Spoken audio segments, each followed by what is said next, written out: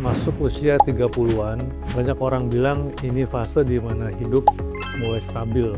Tapi kalau kamu jujur sama diri sendiri, mungkin ada beberapa dari kamu yang justru merasa sebaliknya. Oke, kita bahas lengkapnya ya.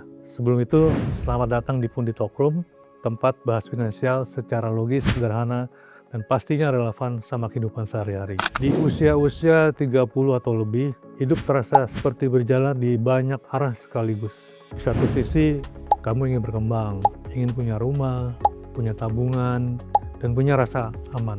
Tapi di sisi lain, tanggung jawab juga datang tanpa jeda. Mulai dari cicilan, kebutuhan keluarga, sampai membantu orang tua. Dan yang sering nggak terlihat adalah tekanan untuk terlihat baik-baik saja.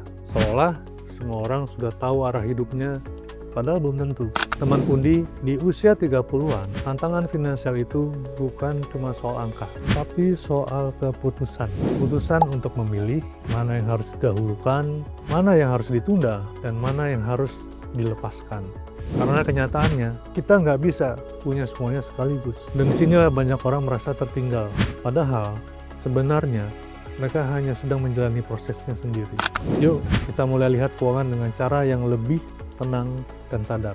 Pertama, berhenti membandingkan perjalananmu dengan orang lain.